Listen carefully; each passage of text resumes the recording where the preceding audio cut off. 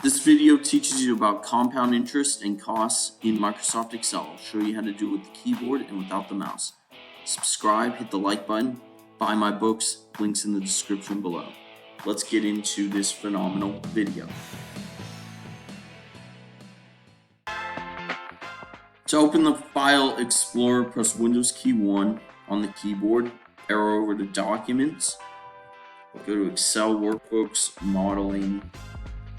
I'm going to go to Compound Interest, select the file, Alt-Tab to get over, Alt-F4 to close that. And I'll be showing you this Compound Interest and Compound Cost Workbook. Before we get too deep into the video, here's the color coding scheme for today's workbook. I highly recommend that you create your own color coding scheme when you make workbooks. It's really helpful to keep things organized. It's helpful from the perspective of other people who are checking your work in the workplace. And it's also helpful for you to check your own work 6 months from now when maybe you built a workbook 6 months ago and you forgot every little detail of it, but you can retrace your steps with a color coding scheme easier than if you didn't have a color coding scheme at all. So that's what I'm recommending. Blue values are hard-coded, black values contain formulas. Pretty simple color coding scheme today. Control function page down to get to the next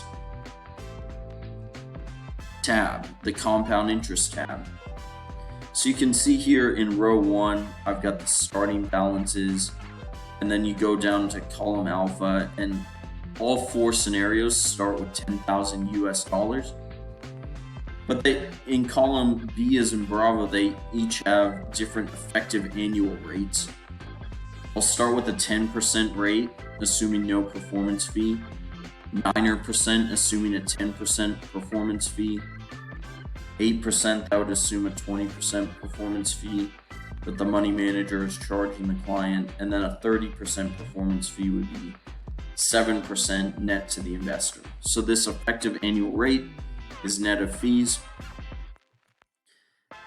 And then at the beginning of year 0, the starting balance and the beginning of year 0 balance are the same. End of year 1, you can start to see the growth. And what I'm doing here is I'm using a sum function embedded in a product function. So I'm saying last year's balance times 1 plus the effective annual rate net of fees. And so I go down, you can see I'm scrolling down all the way to column A is in Alpha, Q is in Quebec. I go out 40 years. And for the years, I just do a sum with delta 1 as an absolute reference. And then the last period as a mixed reference where I lock in the row but do not lock in the column. That's how I was able to create that 40-year scheme with formulas. The first 2 are blue because I had to hard code those in, but the others I can use the formula. So that's what's going on. I'm using the product function with an embedded sum function. And now let's move to the graph and I'll explain it to you.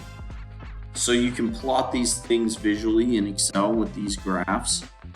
And on the vertical axis, I have the value of the investment portfolio to the client and how it grows over time.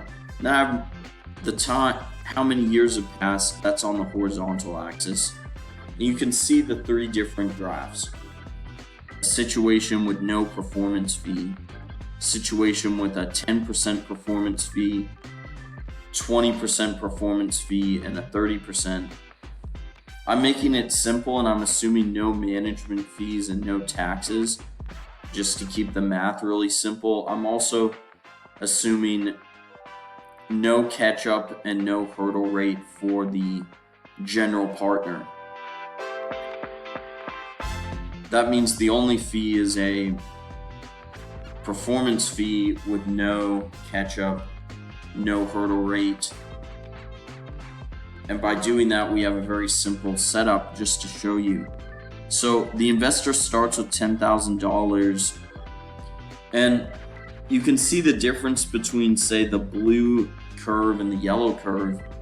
The blue curve ends at around $450,000 at the end of the 40 years.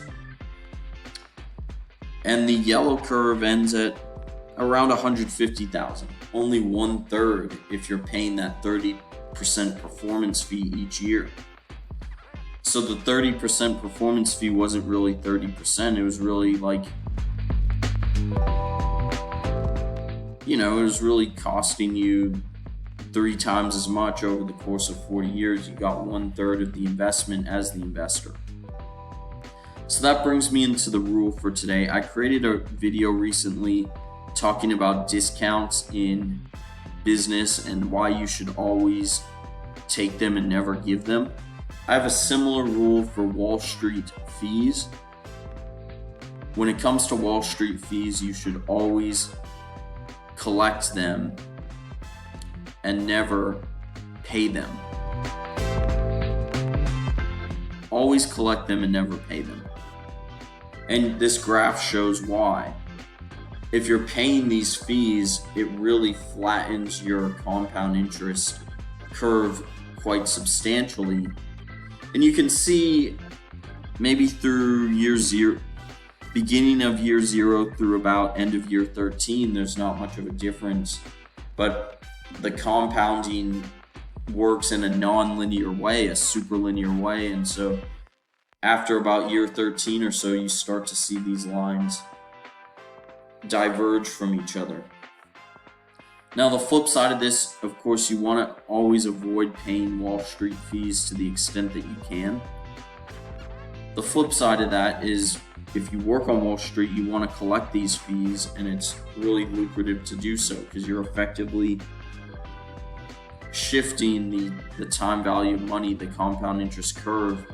You're taking a large percentage of that for yourself with these high fees.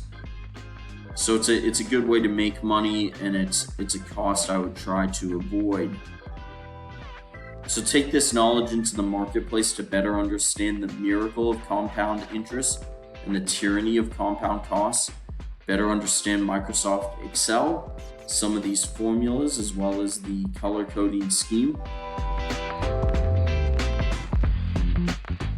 And always remember, when it comes to Wall Street fees, always collect them, never pay them.